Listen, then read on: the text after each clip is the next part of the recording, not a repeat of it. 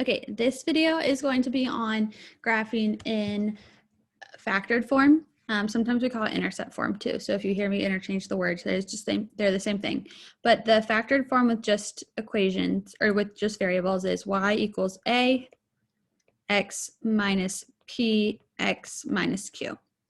So this is how you see this form with just all variables. And notice this first example we have right here is y equals parentheses x minus 4 quantity times x plus 2. And the a value here is just 1. And then the first thing we need to do is find our zeros. So our zeros are just p and q. And we probably are pretty good at finding our zeros at this point. So all we're really going to do here is set each parenthesis equal to 0. And that will give us our zeros. So for this one on the left, we get x equals 4. And for this one on the right, we get x equals -2. So those are our two zeros. Also, they're technically like one is our p value and one's our q value. So the 4 is our p value and the q is our, and -2 is our q value. So we'll put that on the graph. So I'll do 4 right here and -2 right here. The next thing we need to find is our axis of symmetry. We found that on all the other ones, so we need to find that here too. And the axis of symmetry is just where the graph splits in half almost. It's where the left side will mirror the right side. And the axis of symmetry is going to be exactly halfway through our two zeros. And so we need to find our average of them. So the way that you find the average, sometimes people say p plus q divided by 2, but all that really is the first zero plus the second zero divided by 2. That's 2 divided by 2, which is 1. So that means our axis of symmetry is x equals 1. So just like that. Once we find our axis of symmetry, we know the x value of our vertex, and we just got to get that vertex in too. So I'm just going to plug in 1 for x, and that will give me -3 times 3, which equals -9. And so our vertex is going to be 1, -9, because I plugged in 1, so that was our x value, and I got out -9. I think that should be 1, 2, 3, 6, 7, 8, 9 right here.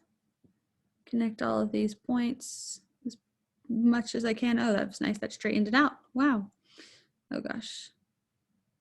Okay, I'm going to give up now because that made it harder. There we go. It worked.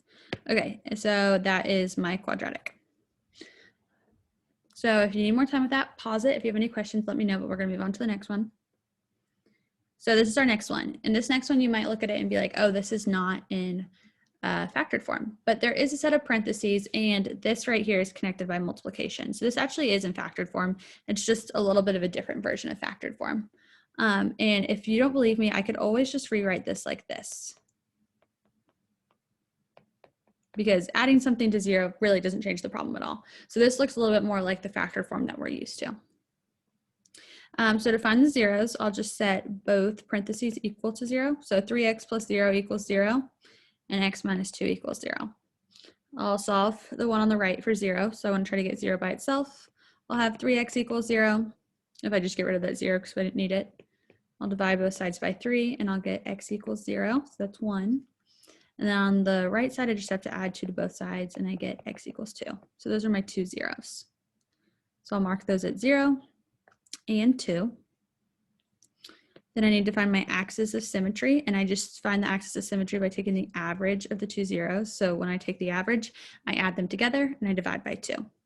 So it'll give me 2 divided by 2, which is 1. So the axis of symmetry of this one, just like the last one, is also 1.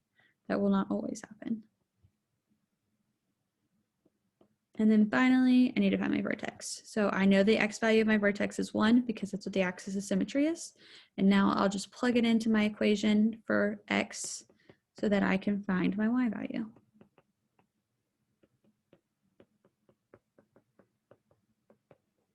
So my vertex is 1, -3. Oops.